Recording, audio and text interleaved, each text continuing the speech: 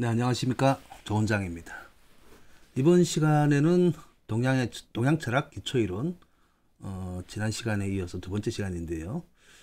상수 체계 이론에 본격적으로 들어가기 앞서서 첫 번째 시간에는 인간은 왜 철학적이어야 하는가, 즉 우리의 삶이 곧 철학이다라는 것과 왜 삶이 철학적이어야 하는가에 관해서 제 개인적인 생각을 이야기했었고요. 이번 시간에는 이제 동양의 전통적 세계관, 자, 우주관이라고도 하죠. 우주관과 우리 전통적으로 과거 우리의 조상들은 어떠한 철학적 사유를 가지고 있었는가, 그 사유 체계에 관해서 먼저 살펴보고 상수라는 그 체계 이론의 기본 개념에 관해서 살펴보는 시간을 가져보도록 하겠습니다. 자, 동양의 전통적 세계관과 사유 체계에 있어서 자, 여기 말하는 세계나 우주라는 말은 우리가 눈에 보이는 뭐 지구 땅일 수도 있고 저 하늘에 있는 우주일 수도 있지만은 기본적으로 이제 인간이, 즉 한 사람으로서 개인으로서 살아가는 공간뿐만 아니고 이 정신적 영역에서의 상상할 수 있고 생각할 수 있는 모든 것들을 다 아우르는 것입니다. 그래서 이 우주라는 것이, 그 다음에 세계라는 것이 과연 인간에게 어떤 의미가 있느냐, 여기서부터 생각하는 거죠. 과거 고대의 그 사람들은 이 지구 땅에 살아있는 모든 생명체들은 저기 높은 하늘로부터 다 왔다는 그런 사상이 깊이 뿌리 박혀 있거든요. 그렇다 보니까 보통 이제 하늘에 해, 달, 별들에 관한 그러한 고유한 신앙들이 많이 있죠, 그죠? 특히 이제 우리 민족들은 그런 신앙이 더 많죠. 별 신앙, 태양 신앙도 달을 보고 또 기원을 하기도 하고, 하늘에 빌고, 그리고 하늘의 별을 보면서 생명을 잉태해 달라고 빌기도 하고요. 그리고 나중에 무병장수라든지 한 개인의 영화뿐만 아니고 나중에 죽었어도 하늘을 보고 빌기도 하죠. 자, 아무튼 인간이 사유할 수 있고 생각할 수 있는 모든 요 사유체계, 사고체계의 기본 중심에는 땅에 있는 인간이 아니고 모든 인간은 우주에서부터 왔기 때문에, 하늘로부터 왔기 때문에 저 하늘은 인간에게 과연 어떠한 의미인가를 계속 깊이 생각했다는 거죠. 그래서 가장 먼저 생각한 것이 우주가 과연 존재하는 목적은 무엇인가. 이 개개인의 미미한 한 개인도 우주의 한 아주 먼지보다도 더 작은 하나의 일부분이기 때문에 과연 우주가 존재하는 목적이 무엇인가라고 탐구하고 끊임없이 궁구한 결과 결국 우주가 인간에게 의미적, 가치적으로 또 긍정적으로 이제 와닿는 생각은 생명성에 있다는 거죠. 끊임없이 우주란 것은 인간과 같은 생명을 가진 존재들이 계속 살아갈 수 있도록 하나의 배경을 만들어준다는 거죠. 배경을 만들어주면서 또 낳기도 하고 죽기도 하고 죽게 하기도 하고, 그래서 이는 생명의 생성과 소멸, 즉 계속 순환하는 법칙에 의해서 이루어진다는 거죠. 자, 이거는 뭐 단순하게 사유체계뿐만 아니고 각종 종교에서도 많이 나타나죠. 특히 도가와 불가, 특히 이제 불가에서는 더욱더 이 우주에 관해서 생명의 생성과 소멸에 기인하여 뭐 인연설을 주장하기도 하고요. 우리가 말하는 인연설과 함께 내세가 있다고 하는 것도 끊임없는 생성과 소멸의 순환법칙에 의해서 나온 그러한 가치관이거든요. 그래서 우주의 모든 변화는, 변화입니다. 오늘 변화는 우주를 구성하고 있는 모든 물질의 작용과 이치, 즉 끊임없는 운동을 통해서 이루어진다는 거죠. 자, 이 운동이 뭐 단순히 이야기하면 뭐 끊임없이 돌고 돌면서 움직이는 것인데, 글자적으로 볼 것 같으면, 문자적으로 볼 것 같으면 순환을 한다는 거죠. 순환 법칙. 그래서 살아있는 땅에서, 살아있는 땅이라기보다는 가만히 생각해 보면요. 자, 우리가 예를 들어 지구라는 공간이 있습니다. 지구라는 공간이 있으면 그 위에는 눈에 안 보이는 대기가 있죠. 대기. 그래서 살아있는 것들은 전부 다 땅을 밟고 있죠. 어떻든 날아가는 새들도 땅을 밟아야 되지 않습니까? 그렇지만 죽으면 어떻게 돼요? 죽으면 보이지 않는 공간 속으로 전부 다 사라져 없어지죠. 뭐 유교에서는 매장이라 하여 땅 속에 그냥 매장을 하기도 하지만 나중에 다 흩어져서 공중으로 다 없어지잖아요. 불교는 또 화장을 해서 없애고 육신을 없애고, 그렇지만 나중에 대기의 순환작용에 의해서 비가 내리고 눈이 내리고 그저 아래로 내려와서 나무나 식물들이 바로 그 대기 속에 있는 아주 미세한 물질들에 의해서 영양을 삼아서 먹고, 그 식물들은 또 인간이 먹고, 아니면 또 그 식물들을 동물들이 먹으면 동물을 인간들이 먹고, 그래서 끊임없이 대기가 순환하면서 육신도 구성하고 먹어줌으로써 어떤 이런 말이 있습니다. 지구 땅에 살아있는 모든 생명들은 죽은 자의 시체를 먹고 산다는 거죠. 여기 말하는 죽은 자란 것은 동물, 식물 다 포함한 것입니다. 근데 결국은 살아있는 존재들은 또 다른 죽은 자이기도 하지만 살아있는 존재를 먹고 사는 거죠. 이게 뭐 석가모니 부처의 고민이기도 했죠. 근데 그것은 이제 업을 짓는다는 이야기죠. 그래서 끊임없이 이 인간의 입장에 볼 때는 땅을 밟고 있지만은 결국은 죽어서는 공중으로 흩어졌다가 나중에 다시 땅 아래로 내려와서 그것을 먹고 사는 생물들이나 미생물들이나 아니면 동물들을 위해서 또 인간의 입에 들어오게 되고, 또 인간은 또 죽어서 흩어지면서 계속 순환을 반복을 하죠. 그래서 우주란 것은 그런 살아있는 자들, 살아있는 것들이 생성과 소멸을 순환하게끔 할 수 있는 그러한 그 큰 틀을 마련해 주고 있다는 것이죠. 자, 그래서 이 우주의 존재 목적이 생명을 이어주는 것이다, 생명성을 유지 관리하는 것이다 라는 곳에서 이 사고가 생각이 시작되는 겁니다. 그래서 우주가 존재하는 궁극적 목적은 생명성을 유지 관리하는 것이다. 자, 끝없는 생명을 이어주는 것, 생성과 소멸을 순환하게 하는 순환 법칙에 의해 이루어지면 우주의 존재 목적성을 주관하는 것이 바로 운이라는 거죠. 이 운자가 이제 돌운자죠. 돌고 돈다는 거죠. 순환한다는 의미입니다. 순환한다. 근데 그냥 순환하는 게 아니고 어떠한 틀, 시스템, 체계가 만들어진 하에서 돌고 돈다는 거죠. 그리고 돌면서 그냥 도는 것뿐만 아니고 이 운이란 것은 우주 대기의 순환 법칙, 어떤 시스템이라든지 작용이란 거죠. 이치란 것이죠. 그래서 우주 자체를 또 구성하고 있는 물질이 있을 거 아닙니까? 구성요소. 그것을 이제 기라고 하는 겁니다. 기.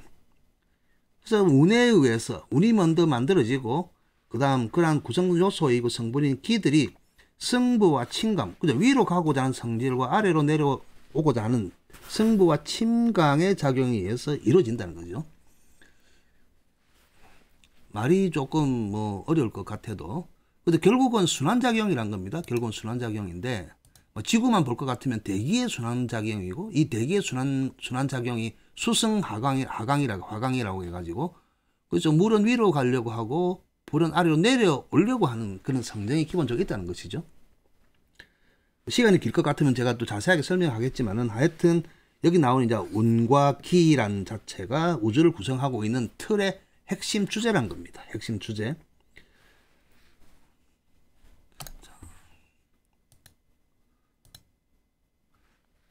자, 다시 말해서 우주는 우주에 속해 있는 모든 존재들의 생성과 소멸을 행하는 끊임없는 운동을 통해서 변화하고, 이 중요한 겁니다. 계속 진화하고 변화하는 거죠.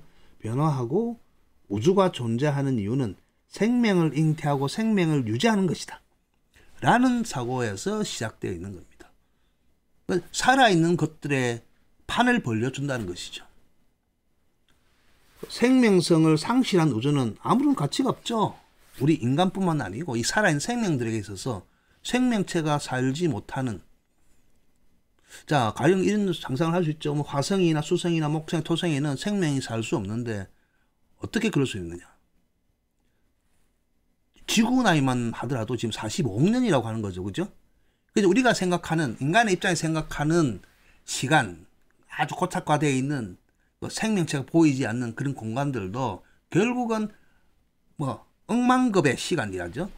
아주 시간이 가면 자, 무기물이 유기물이 되고 유기물이 무기물 되듯이, 그러한 지금은 현재 우리가 그 죽어 있는 땅이라고 보이는 화성이나 수성이나 목성이나 토성도, 우리 태양계 토성도 결국은 지구 나이가 45억 년들이니까 100억 년 전, 뭐 200억 년 전에는 태양계가 만들어지고 뭐 초창기 살았을 수도 있고 또 이후에 또 살아갈 수도 있다는 것이죠. 그래서 끊임없이 유지 관리하고 순환하고 하는 생성과 소멸의 법칙이 인간이 바라보는 인간의 수명 세대, 이 수명의 입장에서 볼 건 아니란 거죠. 그죠?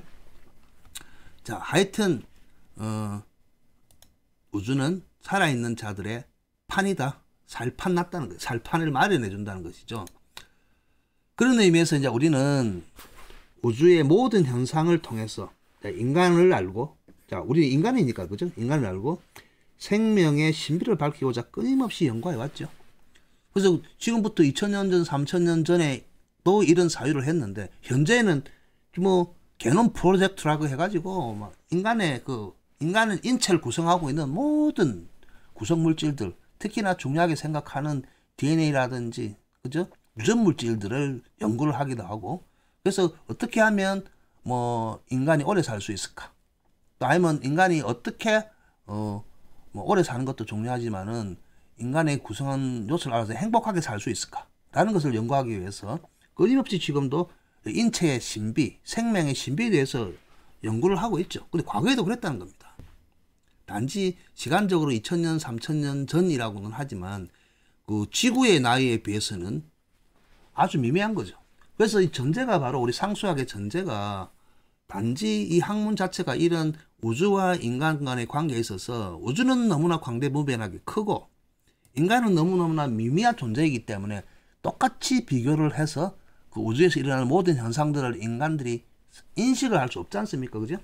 그렇기 때문에 자, 인간들이 우주의 현상을 연구하면서 이 머리로서 인식을 하고 또 인간들이 학문적 작용이 뭐 언어로서 기록을 하고 그래서 그러한 사유 체계를 개발하는 과정에서 나온 게 바로 이 상수 개념이라는 겁니다. 그래서 너무나 커서 우리가 볼 수 없는 것을 자, 우리가 볼 수 있다는 갓을 전제를 하고 학문을 한다는 거죠. 그래서 실제 우리가 저 넓은 우주를 직접 다 볼 수는 없죠. 그죠? 하다못해 태양계를 벗어나는데도 얼마나 많은 시간이 걸립니까? 인간의 수명이 너무 짧기 때문에. 그래서 그런 개념에 의해서 탄생한 것들이 뭐 무극이라든지 태극이라든지 음양이라든지 이런 개념들인데 실제 우리가 무극, 태극, 음양, 오행 이래 그 말을 하면 눈으로는 볼 수 없는 것 아닙니까? 그죠? 그러니까 눈으로 볼 수 없고 직접 확인을 할 수 없기 때문에 우리가 눈으로 볼 수 있는 언어를 통해서 자, 집을 짓는 거죠.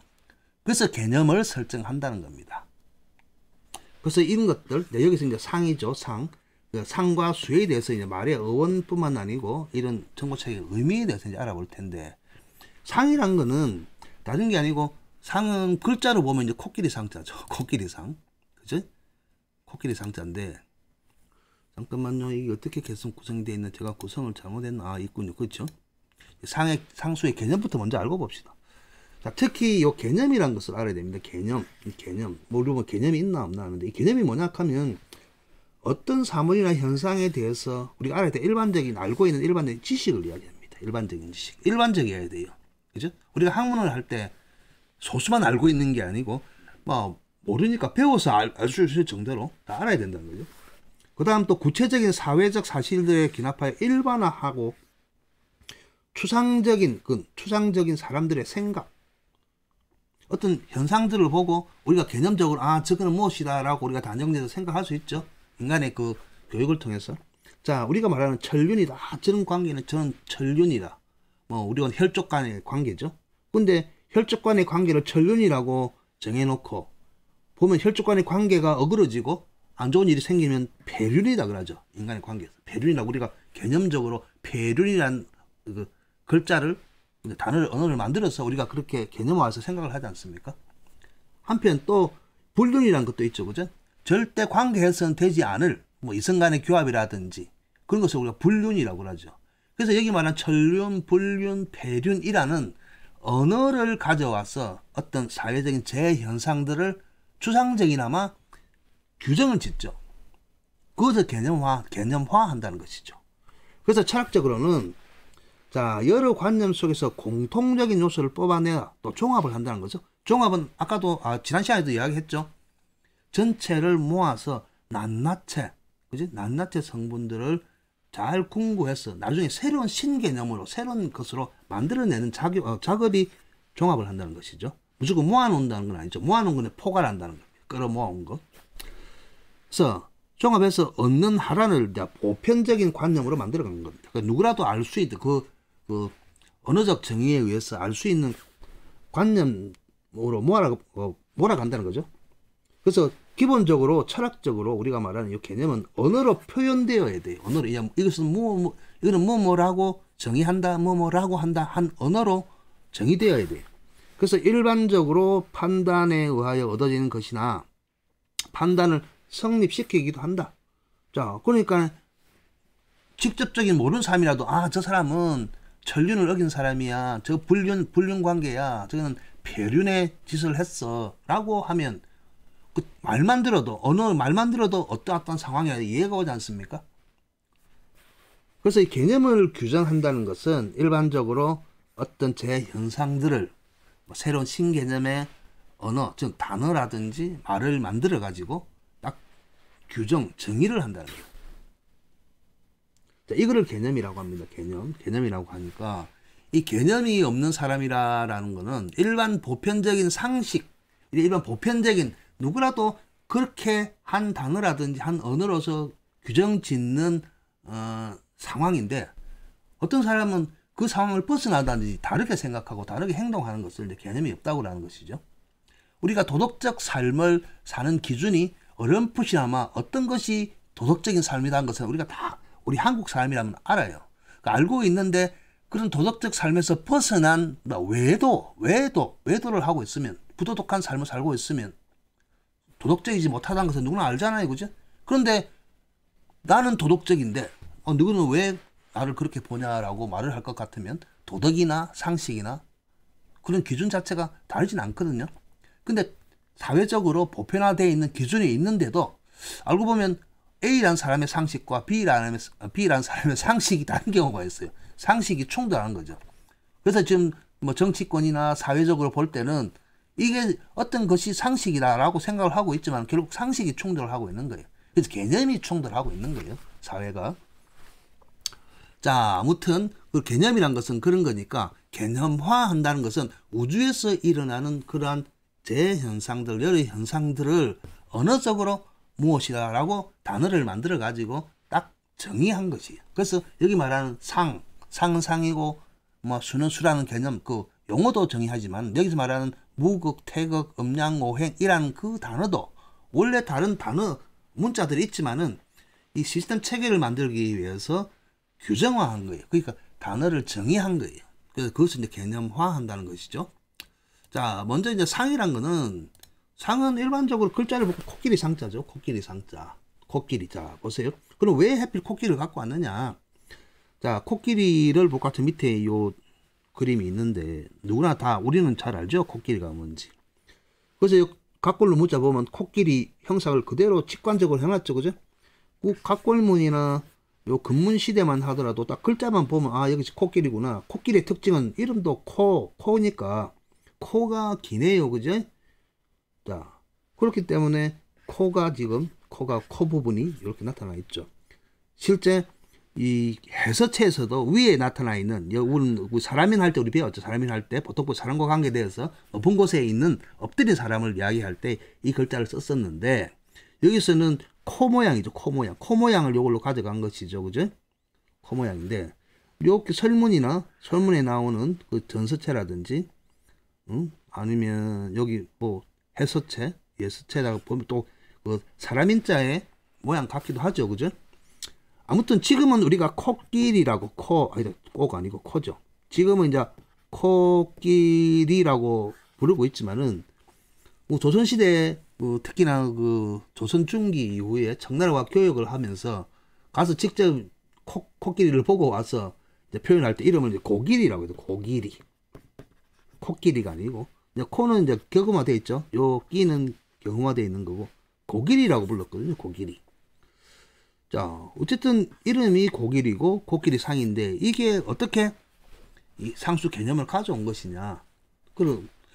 그렇다 보니까 여러 사람들이 연구했지만은 뭐 1번 자, 여기만 코끼리 상이랬을까? 상이라고 했을까? 요 상 자체가 어떤 인간들이 생각하는 외형의 모습, 형태를 이르는 말이라 해서 상이라는 소리를 가져오기 위해서 이 글자를 가져왔다라는 말이 있고, 저 같은 경우는 또 다르게 해석을 합니다. 다르게 해석하는데, 여기 보면 이제 우리 기와에 문양을 갖고 왔는데, 우리 동이족들, 특히 이제 우리 조상들이 즐겨 쓰고 특징이기도 하죠. 다른 민족들이 갖지 않는 상징이 바로 여기 고리 문양입니다. 고리 문양이라고 하는데, 가만히 보면 이렇게 고리 문양이 신라시대 근관에 나오는 고곡이라든지 태극 문양도 다 고리 문양입니다. 그러니까 태극 문양이, 우리 태극 문양 이렇게 그리잖아요. 그죠? 태극이라고 은극이란 거. 이 고리입니다. 고리 모양인데, 고리가 서로, 고리는 이어지는 거죠. 고리는 이어지는 겁니다. 자, 그 뭐 유대를 나타낼 수도 있고. 그리고 요 고리 문양을 어디서 왔느냐 하면 고사리죠. 고사리 이제 움틀 때 이런 모양을 하고 있죠. 그죠? 고사리도 살을 빼면 고리죠. 코끼리를 빼면 고리죠. 그래서 우리나라도 옛날 고구리 할 때 고구려가 아니고 고구리거든요. 나라 이름 할 때는 리를 고구리, 고리. 우리 고리국 그랬죠. 고리국. 아무튼 뭐 고리와 관계되어 있어요. 고리와 관계되어 있습니다.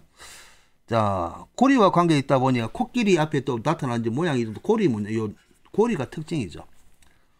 더 이상 제가 또 이야기를 꾸며가는지 말을 하면 뭐 어떤 유사 그 학문 분야의 의견이 되기 때문에 그냥 그거는 저 혼자만의 즐거움으로 남겨두고요.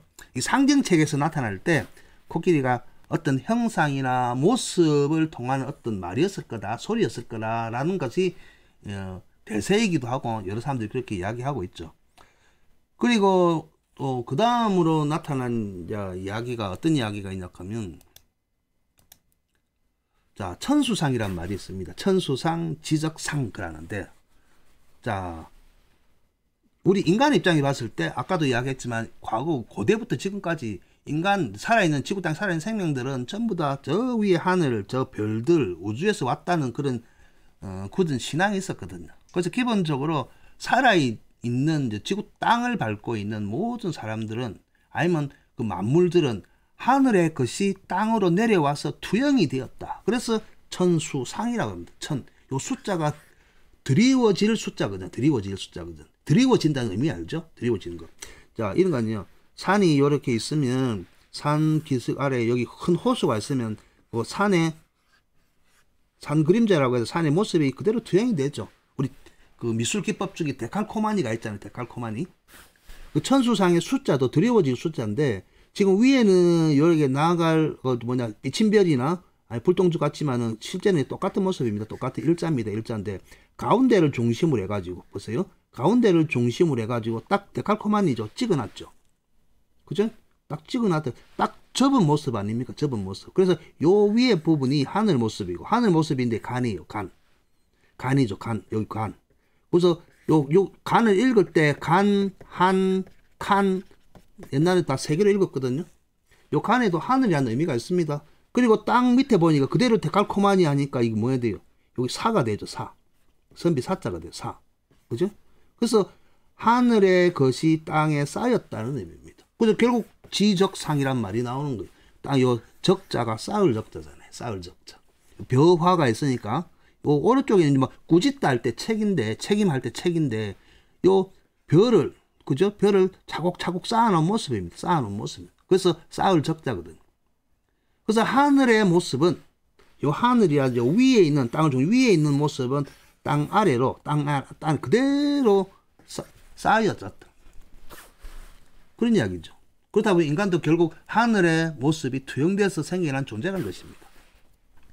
이런 그 고대 사람들의 그 표현이 있고요. 또 두 번째는 맹인모상이라는 그 사자성어가 있습니다.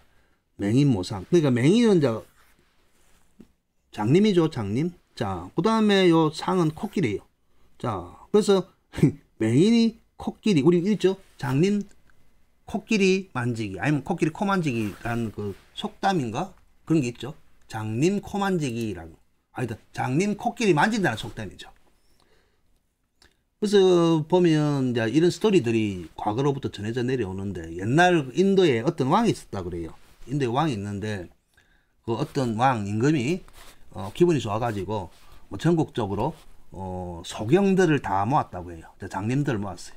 우리 저 신봉사 심청이 이야기처럼 그 왕이 이제 소경들, 전국에 있는 소경들을 모아서 잔치를 벌였는데, 그때 뭐 인도 쪽에는 이제 코끼리가 많았으니까 장님들을 모아놓고 잔치를 벌리면서 소경들에게 평생 한 번도 코끼리를 이제 만져보지 못했으니까 코끼리가 어떻는지 한번 만져보라고 이야기했던 겁니다. 그러니까 한 사람 한 사람이 코끼리를 만져봤겠죠. 그러니까 이제 A라는 사람은 무와 같이 생긴 동물이라고 이야기하는 거예요. 그러니까 그 사람은 다리를 만져본 거예요. 코끼리 다리. 그리고 어떤 사람은 폐학, 아니면 임금님, 코끼리는 곡식을 까불 때 쓰는 키와 같답니다. 키 알죠? 키. 저 오줌 쌌을 때 그 소금 얻으러 갈 때 쓰는 그 키요. 곡식을 까분다 그러죠. 키 모양이라고 해요. 그 사람은 그 코끼리의 그 귀를 만져본 거예요. 또 어떤 사람은 돌과 같다 하고, 또 어떤 사람은 절구공이 같다 하고, 또 어떤 사람은 나무똥 같다 하고, 또 배를 만지는 사람은 큰 항아리 같다 하고. 그러니까 한 번도 본 적이 없는 사람들은 자기의 감각에 의해서 자기가 만져본 것들과 같이 이제 표현을 하게 된다는 거죠. 자, 이게 이제 맹인모상이라는 거예요. 그 장님 코끼리 만지기, 코끼리 코 만지기, 코끼리 만지기라는 그것은 기본적으로 이제 아무도 본 적이 없지만은 자기가 만져본 데고 감각적으로는 이야기한다는 거죠. 하나의 사물을 두고 다 각기 다르게 이야기한다는 겁니다. 이 맹인모상이라는 이제 우화가 있어요. 우화가 있는데, 기본적으로 이야기는 이제 불경에 나옵니다. 불경이 대반열반경에 나오는데, 자, 대반열반경에서 하여튼 그 열반경에 나오는 이야기입니다. 뿐만 아니고 불교에서는 이런 이야기도 있고요. 자, 우리도 그 장님 코끼리 만지기라는 그 속담도 있듯이, 하여튼 요 상이란 거는 다른 게 아니고, 야, 우리도 살다 보면 공기 중에, 대기 중에 있는 뭐 작은 물질이라든지, 그리고 어떤 일이 벌어지는데 우리들이 감각적으로 알 수 없는 일들이 분명히 있는 거죠. 그리고 가만히 생각해 보면 지구뿐만 아니고 전 우주로 봤을 때는 우리는 분명히 존재하고 어떤 현상이 일어나지만 우리가 알지 못하는 것들이 더 많다는 것이죠. 안다는 것은 더 적다는 겁니다. 그러니까 우주 현상을 이해하기 위해서는, 그죠? 우주 현상을 이야기하기 위해서는 우리가 아는 것만으로 잣대를 댈 수는 없잖아요. 자, 그렇다 보니까 창이라는 개념을, 자, 분명히 존재하지만 우리가 알 수 없는 것들에 대해서 개념을 규정한 것이 상이란 겁니다. 코끼리상. 그 다음에 이제 수라죠. 수는 기본적으로 이제 우리가 이제 숫자라고 하죠. 숫자. 기본적으로 숫자인데, 숫자를 하면 참 수학이나 산수면 너무나 쉬울 텐데, 자, 제가 사전에 한번 찾아봤거든요. 네이버 한자 사전에 가니까 기본적으로는 요 숫자가 뭐 셈 할 때는 수고, 뭐 부사로 쓰여갖고 자주를 할 때는 삭이에요. 삭. 우리 저 한의원에 가가지고 맥을 짚을 때 맥이 아주 급하고 빠른 맥을 상맥이라 하거든요. 그 자두 삭이고, 또 촘촘하다는 의미로 쓰일 때는 촉이라고 있습니다. 그러니까 크게 보니까 얼마나 많아요, 뜻이. 이렇게 뜻이 많습니다. 단지 셈이나 산법이라고 하는 숫자를 헤아리는, 그러니까 세는 그런 것들보다는 등급, 뭐 정세, 형편, 운명, 운수, 뭐 계산하다, 세다, 계산하다, 역법, 책략 엄청 많죠, 그죠? 그렇다 보니 이렇게 많은 뜻을 가지고 있는 거예요. 그 하나의 글자를 가지고 시대를 거쳐오면서 아주 다양한 뜻으로 이제 나타나게 되죠. 나타나게 됩니다. 자, 그런데 요 글자를 보고 해서체 이제 글자를 볼 것 같으면 왼쪽 편에 있는 게 요 루자예요. 루자. 왼쪽 편에 있는 게 루자인데, 우리 뭐지, 광활루가 이도령이하고 성춘향이하고 그 그네타고 하고 하던데, 다른 날 하는데, 광활루 할 때 누각 할 때 루자예요. 누각 할 때 누. 루자입니다. 근데 요 원래 루자는 별루자, 별이름 루자, 별이름 루자입니다. 별이름 루자인데, 기본적으로 수나 루에 나타나는 글자들을 통해서는 과거에 그런 알 수가 없는데, 요 루를 보니까 이해를 하겠더라고요. 자, 루를 보면 가꿀문은 없지만은 지금 발견된 것이 근문이에요. 근문에 발견됐는데 다시 지워버리고, 맨 밑에 보면 이제 여가 나왔죠. 여. 제가 여러분 강의를 다 들었으면 아시다시피 요 여자가 여신이라고 내가 이야기했죠. 여왕이나 여신, 아주 고귀한 존재입니다. 고귀한 존재지 우리가 비하의 대상인 가부장제 사회에서 그냥 남성, 여성, 신문적으로 천한, 여성, 뭐 남존 여비 해갖고 남자는 존귀하고 여성은 뭐 비천하다라는 그러한 사상들하고는 관계없습니다. 기본적으로 이 여자는 우리가 말하는 계집녀, 여인녀라는 요 여자는 아주 고귀한 존재였다는 겁니다. 예전에는. 자, 그리고 글자를 보면 아래쪽에 나타나는 게 요 여인이에요. 여인. 여왕이죠, 여왕. 위에 있는 요 부분이 여기 뭐냐 하면 그 뿔각자예요. 뿔각자. 좀 투구예요. 왕이 쓰는 투구란 말입니다. 그리고 요거는 양손이에요. 그러니까 여왕의 머리 위에 쓴 투구, 관을 벗어버린다. 벗긴다는 거예요. 그러니까 여왕의 자리를 해서 끌어내린다는 뜻입니다. 여기. 별이란 자체가 따로 떨어진다지만 그래서 요거를 끌루라고 해요. 끌어내릴 루라고도 해요. 끌어내릴 루라고 해요. 왜 끌어내리느냐? 뭔가 자격이 안 되겠죠. 근데 위에 보니까 위에 나타난 것들이 나중에 후에 나타난 것들을 보면 아주 과도한 업무라 가지고 그 능력이 없다는 거죠. 그 능력이 없는 여왕의 이거는 해서체에서 나타나는 거고 그래서 능력이 없으니까 자리에서 끌어내리는 글자입니다. 이 루자가. 그래서 우리가 보면 눈물 할 때 눈물루 이야기 하잖아요. 그죠? 그래서 뭐 층층 누각 이야기할 때 여러 겹이 사이에 일단 소리가 루라고 나지만은 다 좋은 의미로 루가 나진 않죠. 루가 나진 않는데. 그리고 과도한 업무라든지 능력이 모자라서 그 자리에서 끌어내리는 글자가 요 별루자예요. 별루자입니다. 별루자인데. 그래서 요 수학할 때 셈할 때 보면 오른쪽에 나타나는 게 자, 그거죠. 이거는 뭐 우리 등골을 문이라고 하지만은 칠복자잖아요. 칠복자. 손에 회초리나 몽디 들고 있는 거죠. 회초리 들고 있는 거죠. 자, 그래서 능력이 안 되니까 능력이 될 수 있게끔 회초리 들고 있는 거예요. 자, 그래서 잘하나 못하나 헤아려 본다는 이야기예요. 이 여왕이 능력 있나 없나 살펴보고 관찰을 하고 그런 의미가 요 숫자에 있다는 겁니다. 숫자에. 그래서 이 숫자는 기본적으로 우리가 그 산수의 수, 아라비아 숫자의 숫자는 인식을 할 수 있죠.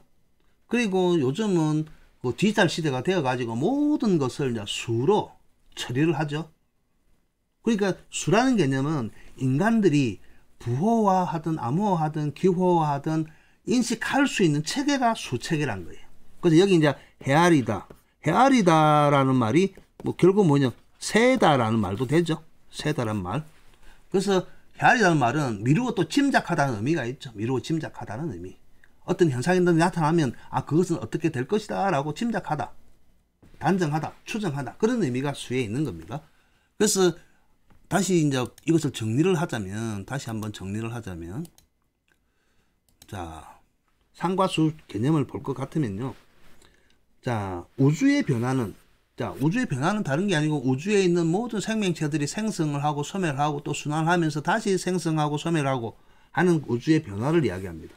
기본적으로 인간의 눈으로 볼 수 없기 때문에 인간의 눈으로서 상상만 할 수 있는 아주 관념적이고 추상적인 것인데 실제 이런 변화는 일어나고 있다는 것이죠. 그러니까 관념적이고 추상적이 아니란 겁니다. 그래서 실제로 우리가 현실에서 느끼는 감각 현상들이 곧 우주의 변화라는 거죠. 그래서 관념적이고 추상적일 것뿐만 아니라 현실적이며 실제적인 거예요. 우주의 변화는 우리가 느낄 수는 없지만 다 일어나고 있다는 거예요. 그죠? 여러분들이 나이 먹는 거 커가는 것을 느낄 수 있습니까? 기본적으로 여러분의 세포들, 여러분 몸에 있는 세포들이 죽어가고 또 새롭게 생기는 것을 느낄 수 있습니까? 여러분이 밥을 먹으면 누가 먹습니까? 여러분이 먹습니까? 여러분의 세포가 최종적으로 먹는 겁니까? 그러니까 결국은 우리는 인체에 있는 현상들도 알 수 없다는 거예요. 내 몸에 병을 키운다고 하는 것은 대부분 내 몸에 있던 뭐 세포뿐만 아니고 기관 뭐 여러 가지 그 몸을 구성하고 있는 그 요소들이 구성 성분의 요소들이 뭔가 문제가 있는데 인식을 하지 못하지 않습니까? 그거 똑같아요.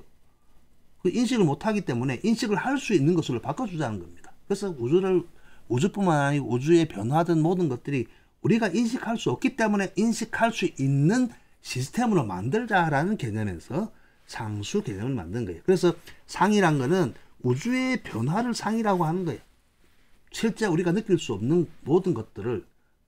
그리고 느낄 수 없는 그런 재현상들을 느낄 수 있고 인식할 수 있는 정보 체계로 만들어주자 이거지. 그게 이제 수라는 거예요. 이해 가겠죠, 그죠?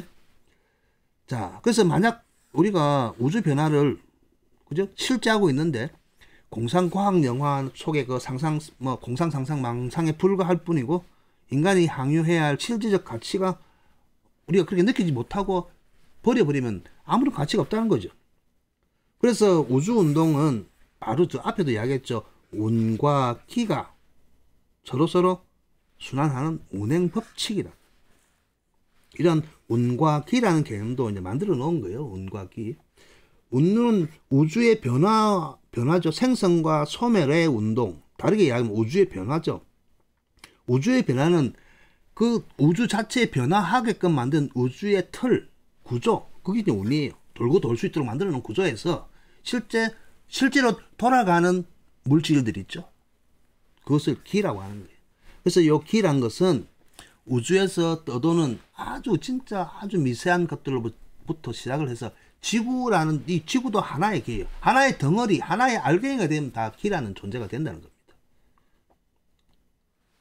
그래서 이렇게 우주 운동을 운과 기라는 운행 법칙 체계를 만든, 그래서 상과 수라는 개념을 설정하게 된 거예요. 그 중요한 거는 상과 수라는 여기서 직접적으로 나는 개념들이 변화하는 법칙이 운과 기의 운행 법칙이란 거예요. 자, 이 개념을 잘 이해해야 됩니다. 잘 이해해야 됩니다. 나중에 이제 구체적으로 이제 보여주면서 이야기를 할게요. 자, 이야기를 하고 있죠. 이제 운이 뭐냐? 뭐 흔히 그렇죠. 운이 좋다 이야기하죠. 운수대통.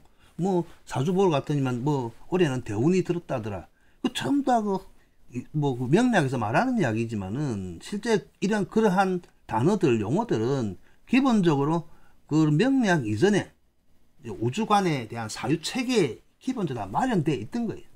자, 그래서 우주 운동과 변화 속에서 나타내어지는 모든 현상들이 가만히 있지 않죠. 그 모든 현상들을 운이라고 하는 거예요.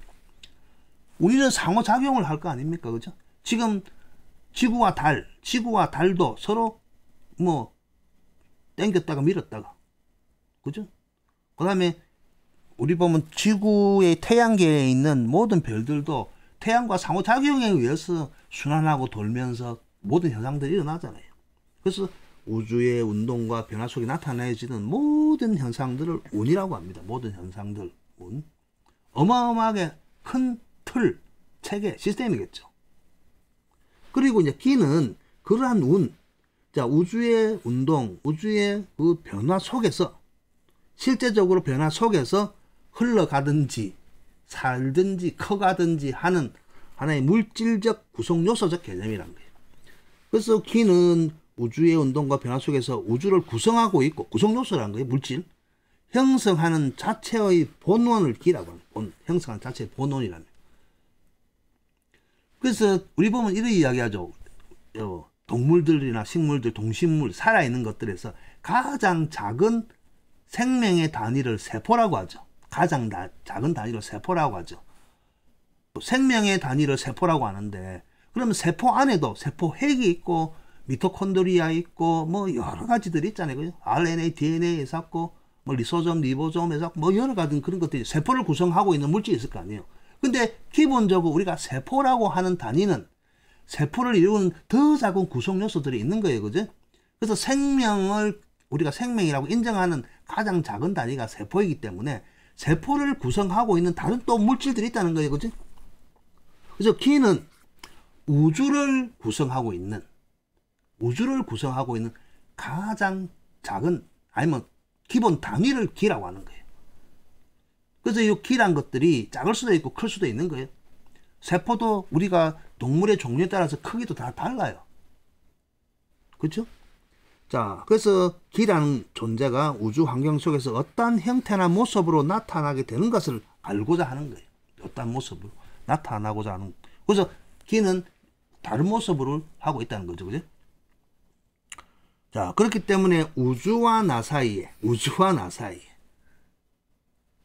상호 간에 형성되는 관계를 정확히 인식하고 그 인식을 통하여 탐구하고자 철학적 개념이 정의되는데, 여기서 상과 수라는 개념을 딱 정립하게 된다는 겁니다. 여기 말한 우주와 나라는 것은 뭐 연세 드신 분들은 뭐 평생을 살면서 뭐 운명 철학관을 가지 않더라도 사주란 것을 봐봤을 거 아니에요, 그죠? 그래서 지금 뭐 저도 이런 공부를 어릴 때부터 해왔습니다. 어릴 때부터 해왔기 때문에 뭐 만간에는 젊을 때는 뭐 이런 일을 가지고 용돈 삼아 아니면 먹고 살기도 한 적도 있었는데 회의감이 와갖고 보다 더 순수하게 이제 학문적으로 이제 빠졌는데 이 학문을 그냥 학술적인 차원에서 접근해야 되는데 학술적 차원의 접근이 아니고 뭐 어디 가서 뭐 수박 겉핥기 식으로 뭐랄까 이 학문적과 학술적인 그런 체계에서 벗어난 것들 뭐 어떤 경우는 이렇게 민간들이 어떤 사주를 보니까 어떤 뭐 사주를 구성하고 있는 요소들이 이러면 뭐가 나타나더라 뭐 비견이 어떻고 급제가 어떻고 정제가 어떻고 그런 요소들은 알고 보면 전부 다 그 비학술적인 용어들입니다. 만들어놨다는 거죠. 그 천간지지는 음양오행만으로 천간지지와 음양오행만으로 구성되어 있고 그 정보가 그것이 다인데 사주 팔자를 해봐서 글자가 8글자 아니에요, 그죠? 연, 월, 일, 시 해가지고, 그죠? 딱 천간지지 딱 글자가 8글자인데 글자 8글자의 상호간에 음양오행의 기의 세기, 기세 그리고 아까 말한 운, 전체적 운기를 가지고 봐야죠. 그죠? 이거는 운기론에서 나오는 학문이 따로 있습니다. 학문이 따로 있기 때문에 어쨌든 요 우주를 운이라 볼 것 같으면 요 나라는 것은 우리가 그 태어날 때 자기가 갖고 있는 사주가 되겠죠, 그죠? 그래서 요 운의 변화에 따라서 내가 오늘의 내가 살고 있는 요 환경과 어떠한 상황에 처해 있는가를 보는 게 뭐 그 사주를 보는 방법이죠. 그런데 뭐 언제 시집을 가겠습니까? 언제 돈을 벌겠습니까? 대운이 들었습니까? 하는 것도 전부 다 그 사이비적인 요소죠. 알고 보면 사이비. 그 사이비에 빠져 있는 겁니다. 사이비가 뭔 줄 압니까? 가틀사에 사이비. 종교에도 인기 많죠. 요 닮을사 가틀사자에 닮을사 가틀. 자, 뭔가 비스무리하고 같아 보이느나 아니다. 그 똑같은 천간지지를 가지고 원래 그 동양 철학, 순수 철학의 우주론에 입각한 철학의 이론이 정립되어 있는데 그것을 떼어내어 가지고 자신만의 어떤 분야로 뭐 응용 분야든 뭐 실용 분야든 만들어서 이제 먹고 사는 데는 이제 문제가 없어요. 문제가 없는데 자꾸 허무맹랑한 이야기를 하다 보니까 그죠? 미신적인 요소라고 단정, 오해가 아니죠. 그런 지적을 받게 되는 거죠. 뭔가 담기는 했는데 아닌 게 사이비예요. 그래서 우리 종교 분야의 사이비가 참 많죠, 그죠? 의료 분야에도 돌팔이가 사이비들이 참 많고. 아무튼 이런 상과 수의 관계를 개념을 만들어내게 됩니다. 만들어내게 되는데.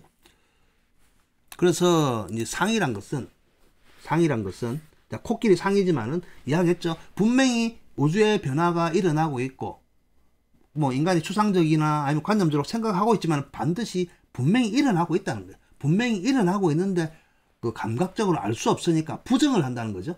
그래 부정을 하지 말고 그것을 하나의 개념으로 정립해 놓자 이거지. 분명히 존재하지만 존재하는 현상을 나타내자. 그것을 개념화해가 한 것이 그 태극, 무극, 음양오행이란 겁니다.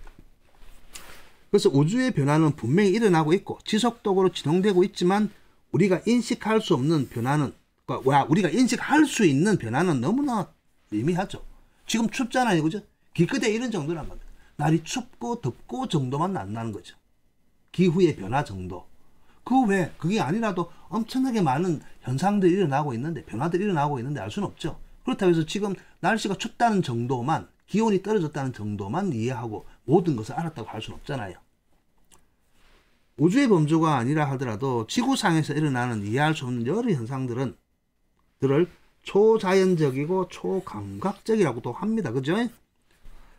근데 분명 우주는 운동과 변화를 하고 있고 그에 상응한 어떤 현상이 실제 있지만 우리는 알 수 없다는 사실. 알 수는 없죠. 알 수는 없지만 알 수 있고 하나의 가설로서 세워놓자는 거죠. 그걸 상이라고 한다는 겁니다.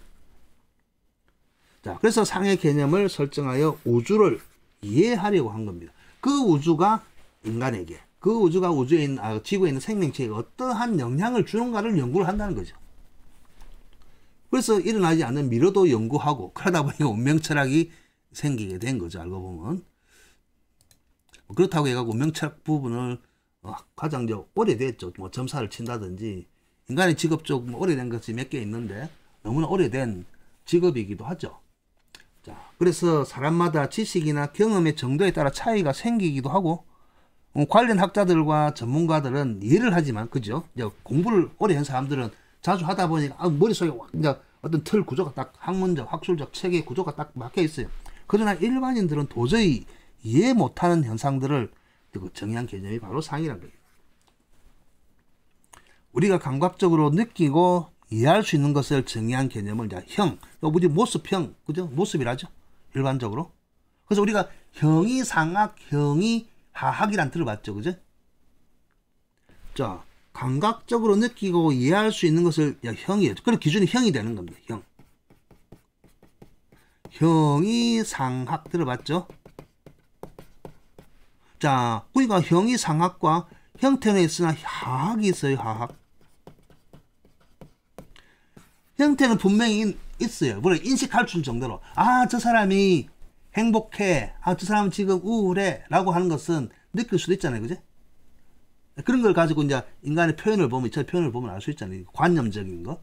그런 것을 전부 다 상학이라 하고, 직접적으로 우리가 눈을 볼 수 있는 것들, 뭐, 인간의 기술 분야들이죠. 직업 분야, 기술 분야, 느낄 수 있는 것을 하학이라고 합니다. 학문이라도. 그래서 일반적으로 우리가 철학 그러면 이제 인문학이라든지 철학이라든지 그런 근본적인 것을 밝히는 것을 대부분 상학 쪽에 배치를 하고, 실제 손에다가 눈앞에 물건을 둔다든지 재료를 두고 행하는 것들은 이제 그런 학문들은 하학이라고 우리 하죠. 하여튼 감각적으로 느낄 수 있고 이해하는 것은 형이라고 또 정의를 해요. 형이라고. 그래서 쭉 이제 우주의 그 변화 현상들 중 형체가 있는 일반적인 유형, 형체가 있는 것들은 다 형이라고 합니다. 형체가 있는 것. 가령 지금 날이 춥잖아요. 날이 추우니까 그 추운 정도는 내가 감각적으로 느꼈지만, 춥다가 무엇이 춥게 하는지는 제 눈에 안 보이잖아요. 그죠? 그렇지만 눈이 와요. 비가 와요. 그런 것을 내가 형체로 볼 수 있잖아요. 그죠? 그래서 일반적인 유형, 변화 현상들 중 형체가 있는 유형을 다 형이라고 하는 거예요. 알고 보면. 형체가 없는 무형의 현상을 상이라고 합니다. 그래서 우리가 형체가 없고 느끼지만 형체가 없는 것들은 다 상이라고 해요. 그래서 눈에 안 보이는 것들을 눈에 보이는 개념으로 철학적 개념을 설정을 하고, 수치화하고 도식화해서 이해할 수 있도록 만든 분야가 수라는 개념이다. 수라는 개념. 일반적인 우리 학교에서 배우는 수학도 그런 개념이에요. 함수라든지. 함수 분야 공부를 할 때 맨 먼저 뭘 합니까? 맨 먼저 알 수 없는 부호들을 만들어 놔놓고, 뭐 정의역이 어떠니, 그죠? 정의를 먼저 내려요. 용어의 정의를 내려야 돼요. 함수를 하면서 용어의 정의를 안 내리면 그 부호 표시가 뭔지 알 수가 없어요. 나중에 이제 오래 하다 보니까 여러 가지 수학적 그 부호들이 무엇이라는 것을 일반적으로 알 수 있지만, 학생이라면 누구나 알 수 있지만은, 기본적으로 거기 함수에 나오는 부호들은 수학을 처음 보는 사람한테는 알게 하기 위해서 항상 정의부터 합니다. 정의부터 하고 그 정의의 영역을 이야기해줘야만 수학을 풀 수가 있는 거거든요. 그래서 이 역학이란, 나중에 역학 이야기도 나오겠지만, 그 역학이 뭐 점을 치는, 운명학을 보는 그런 게 아니고, 우주의 변화 자체가 여기락하고 여기서 시작됐다는 거거든요. 그것을 잘 이해하는 사람들은 철학적 마인드가 높게 되고, 그런 사람들도 오히려 수학을 잘 해요. 말에 무슨 말을 하고 있는지 잘 알 수가 있잖아요. 자, 그래서 전통적으로 동양에서는 우주 변화의 현상들을 체계화한 개념을 이제 역이라고 합니다. 역에 대한 용어들은 많이 있어요.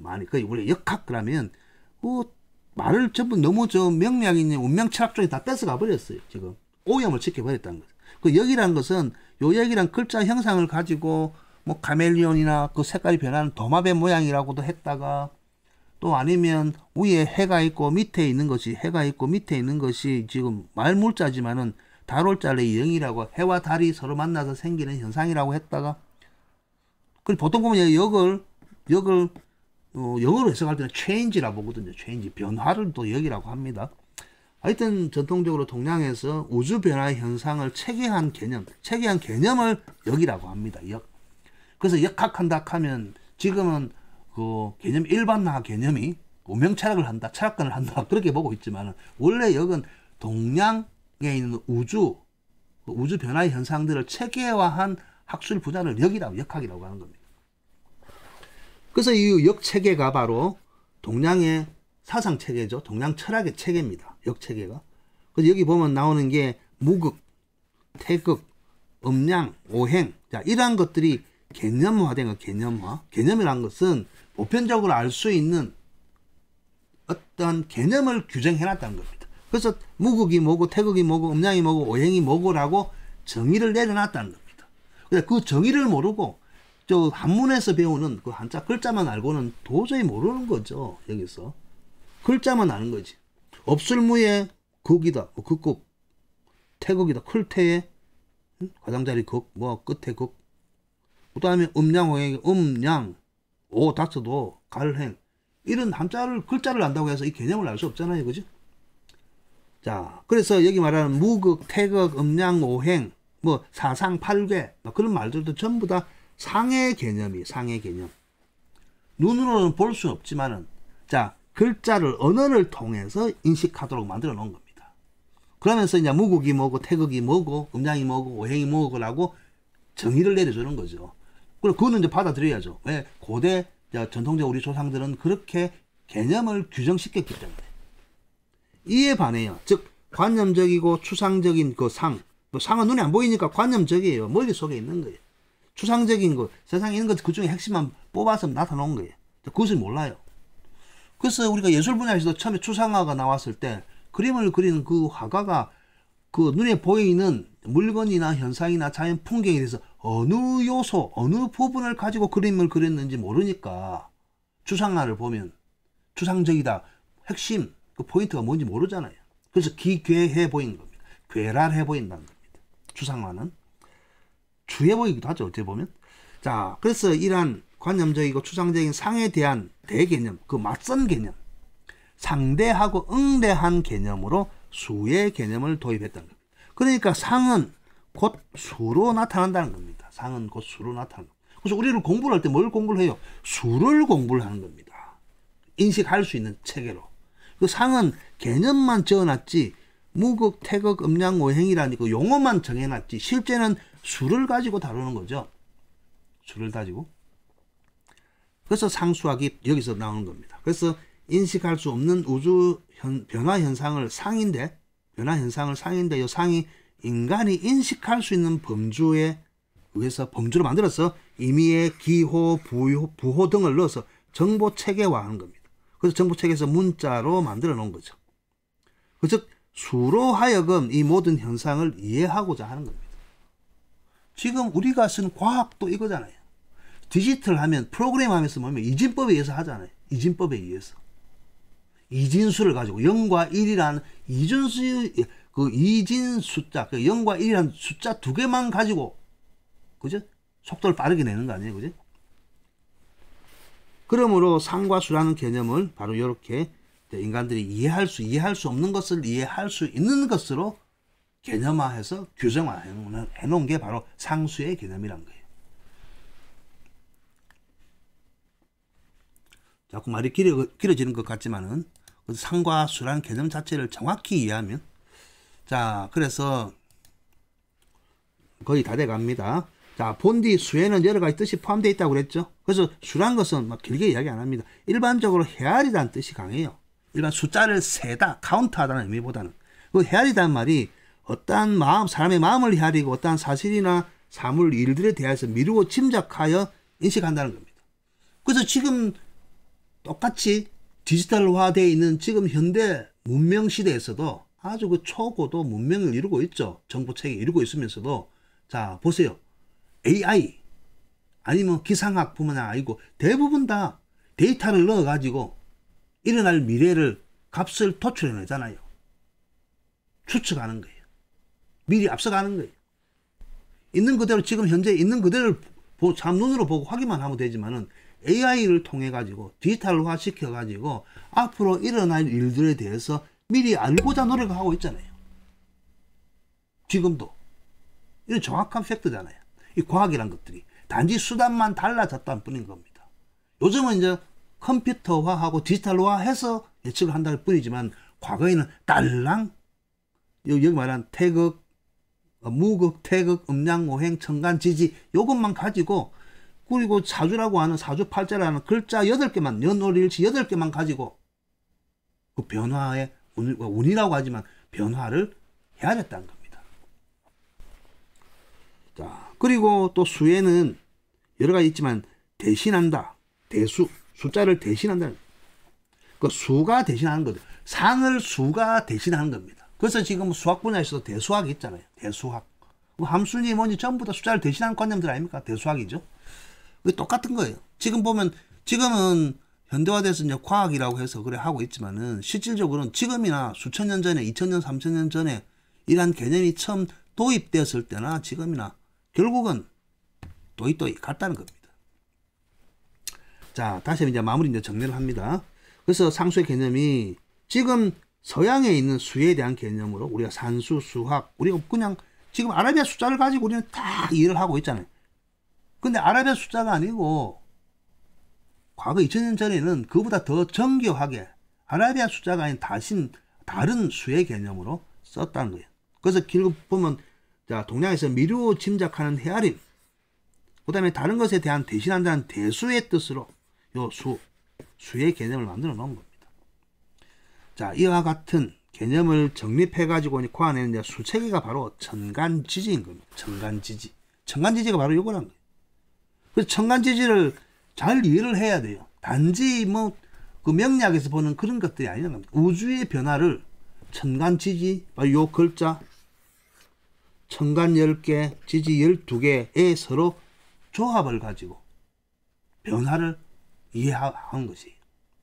그래서 여기 보면 이제 60갑자가 만들어지겠죠. 근데 이 보면 10 곱하기 12 하면 120갑자가 나와야 되는 60갑자밖에 없죠. 그죠?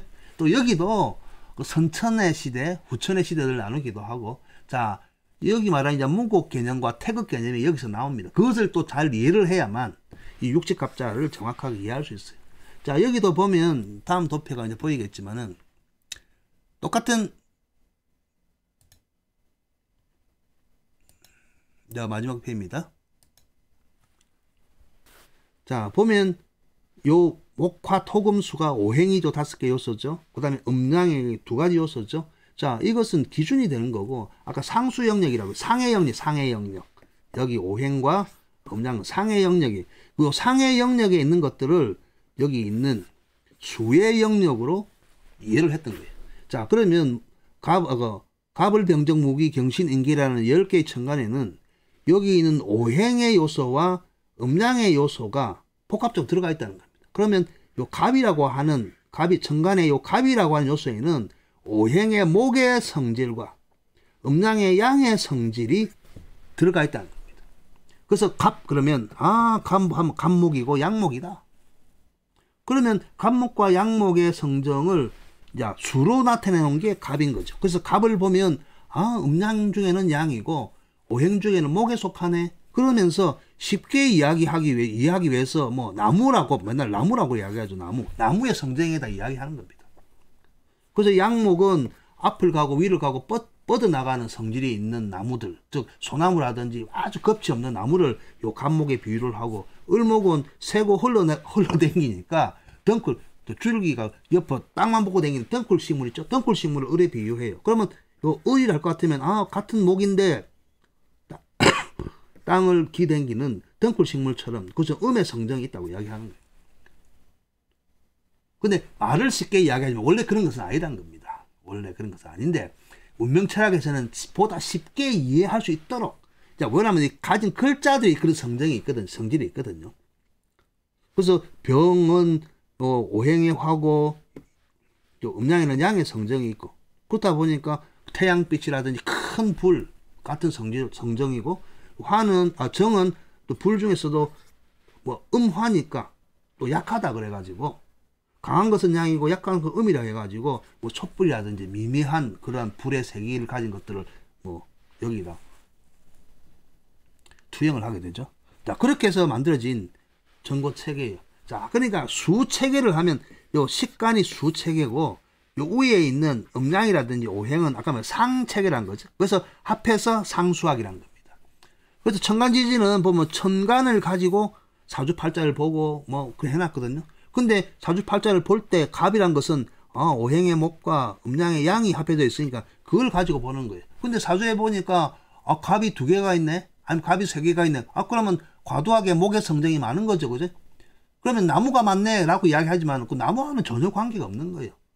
나무와 관계 없는 거예요. 근데 우리가 이야기를 하는 거죠. 어떤 사람들 명리학에서 사주를 보니까 물이 많네, 물이 많으니까 물장사해라 이라고. 아니면 물장사를 할 필요 없다 이야기했었고, 또 사주에 재가 많이 들었으니까 기본적으로 아이고 돈 많이 벌겠네 라고 하는 그런 무식한 이야기를 하고 있다는 겁니다. 거기에 다 속고 넘어간다는 거거든요. 하여튼 나중에 또 많은 시간이 되고 여러분과 인연이 되고 하다 보면 학문적으로 접근해서 제가 가르쳐 드리겠지만은, 기본적으로는 우주의 변화는 운기론이라고 그랬죠. 운기론이에요. 운기론. 그러니까 결국은 운의 세기와 기의 세기에 상충되는 거예요. 이게 오행의 상생상극론이에요. 이것을 단지 뭐 알아듣기 쉽게 이야기 10대라고 이야기를 하고 있지만 학문은 그런 것이 아니거든요. 학문은 보편적이고 상식적인 거예요. 그래서 뜬구름 잡듯이 아무 개념이 정리가 안 된, 목이 왔으니까 나무다, 이건 개념이 아니에요. 누구라도 목이라고 알고 있잖아요. 화는 불이다, 토는 흙이다, 금은 쇠다, 수는 물이다 라고 하는 것은 그런 개념 정리를 안 해도 이미 글자에서 우리가 다 이해를 하고 있는데, 이것은 학문 체계에는 그런 개념으로 들어올 수 없는 것들이에요.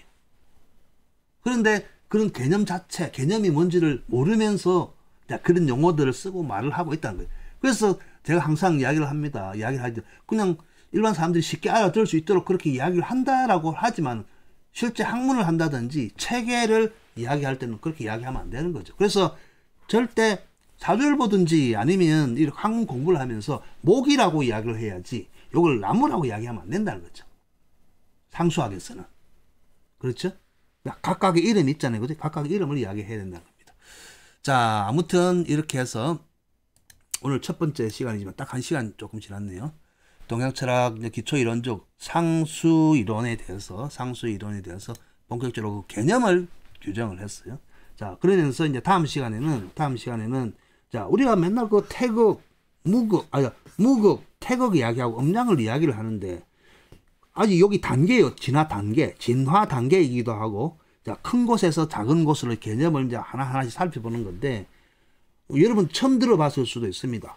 무극과 태극이라는 개념 자체도 상수학에서 아주 세분화되어 있어요. 우주가 변한다고 했잖아요. 그죠?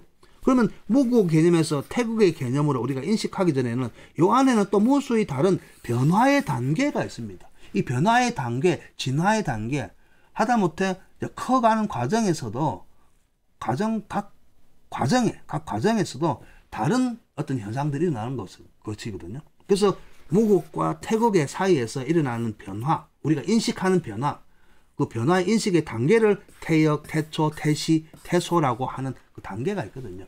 그 단계가 어떤 때는 이렇게 부른다.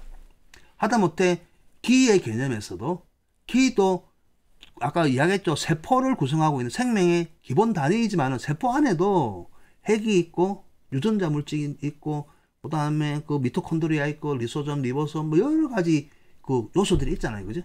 그것과 마찬가지인 겁니다. 그리고 기라고 해도 기 이전의 단계가, 기라고 하기 이전의 단계에 있던 개념도 있거든요. 쉽게 이야기하면 불교에서 말하면 불교 반야신경에 나오는 색, 성향, 미, 촉법 이래갖고 뭐 수상형식 뭐 나오는데 그 하여튼 나오는 색깔, 색상, 그 다음에 성, 소리, 미, 맛, 촉, 느낌, 감각 이런 것들 전부 다 하나의 완전한 기를 이루기 바로 이전 단계입니다. 그런 이전 단계인 것들을 인체의 요즘 보면 이제 뭐 여러 가지 의료 분야에서도 이야기를 하고 있죠. 하다못해 이런 거죠. 미술 치료라든지 음악 치료라든지 하다못해 알로에라든지 아로마 테라피죠. 아로마 테라피라든지 그리고 뭐 리트머스 종이를 색상을 가지고 사람을 판별을 하고 향후 뭐 향기 비즈니스가 막 나오고 있잖아요. 그런 것도 전부 다 기 이전의 단계의 이론들이에요. 지금 우리의 생활 속에서는 나오고 있는 각종 첨단 기법이나 아니면 새로운 학문이라고 하지만 알고 보면 시작은 수천 년부터 내려왔던 것들이. 그런데 그런 것들을 개발한 사람들은 아마 이 분야에 대해서 해박한 지식이 있는 사람일 수도 있어요. 그렇지만 제가 접해본 그런 각종 직업 분야의 사람들이 갖고 있는 이론들을 보면 아주 이제 수박 겉핥기만 갖고 있고, 중요한 것은 비즈니스 마인드를 가지고 접근하다 보니까 그런데, 저는 이제 순수하게 학문적 마인드를 가지고 접근을 하기 때문에 하나하나 앞으로 가면서 좀 이런 분야들에 대해서 여러분한테 알려드리고 싶고요. 오늘은 일단 상수 이론의 개념만 정했습니다. 자, 그 개념 중에서 포괄적 개념 하나하나를 알아보는 시간을 다음 시간에 갖도록 하겠습니다. 자, 수고 많으셨습니다.